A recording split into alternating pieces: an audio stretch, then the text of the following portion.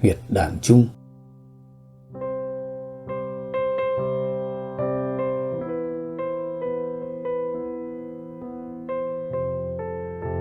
Huyệt đàn trung nằm trên nhâm mạch, ký hiệu CV17.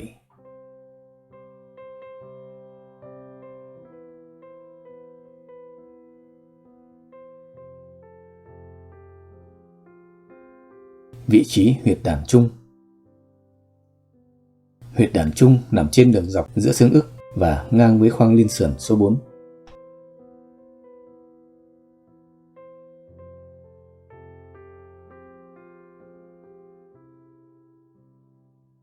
Cách lấy huyệt đàn trung.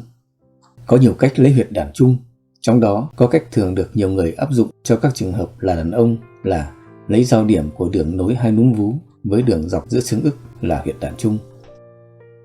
Tuy nhiên, trên thực tế thì cách lấy huyệt này sẽ không được chính xác đối với nhiều trường hợp, đặc biệt là đối với các trường hợp người quá béo và có bộ ngực lớn.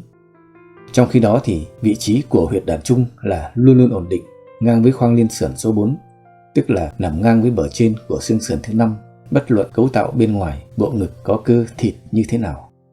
Hơn nữa, trên cơ thể người, vị trí của xương là ổn định nhất và cũng là những căn cứ chính xác nhất để xác định vị trí các huyệt đạo. Do vậy, trong trường hợp có thể, chúng ta nên cố gắng dựa theo vị trí của xương để xác định vị trí huyệt. Trong trường hợp này, để tìm vị trí huyệt đàn trung cũng không khó nếu ta dựa vào vị trí của xương sườn.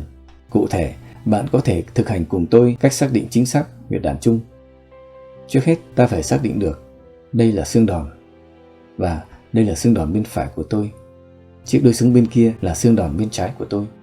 Và nằm ngay sát phía dưới của xương đòn là xương sườn thứ nhất, rồi cái thứ hai, cái thứ ba, và đây là xương sườn thứ tư.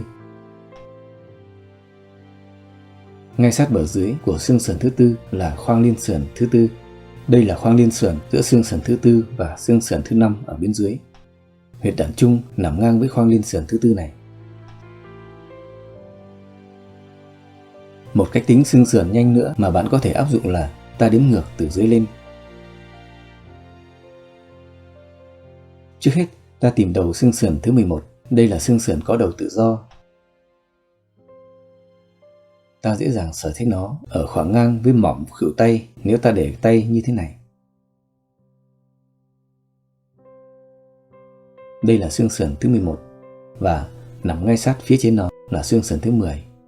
Rồi cái thứ 9, 8, 7, 6 và 5.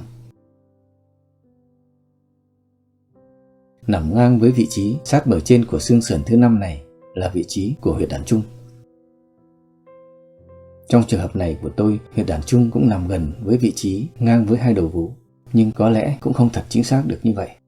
Hơn nữa, bạn cần phải biết rằng tiêu chí này có thể cũng rất không đúng với người khác và tất nhiên là càng không thể áp dụng được cho phụ nữ. Do đó, muốn có được vị trí huyệt đàn trung chính xác nhất, bạn nên thực hành tốt phương pháp dựa trên xương sườn như chúng ta vừa thực hành ở trên. Một số hình ảnh tham khảo, qua đó ta có thể dễ dàng xác định được vị trí huyệt đàn trung của từng trường hợp.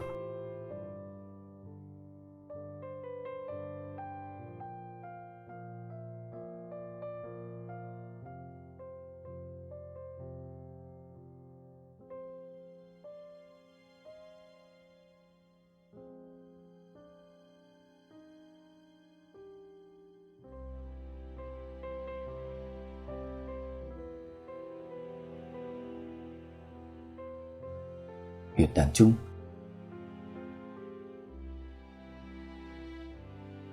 Huyệt đàn trung CV17. Tác dụng điều trị bệnh tật và các thủ thuật áp dụng huyệt phối hợp huyệt đàn trung với các huyệt khác đối với từng chứng bệnh cụ thể được nói rõ và cập nhật thường xuyên trong website của Vicudo viết bằng 3 ngôn ngữ Anh, Pháp và Việt. Đường link tôi để ở trong phần miêu tả của video. Mời bạn tham khảo thêm. Cảm ơn bạn. Tạm biệt và hẹn gặp lại.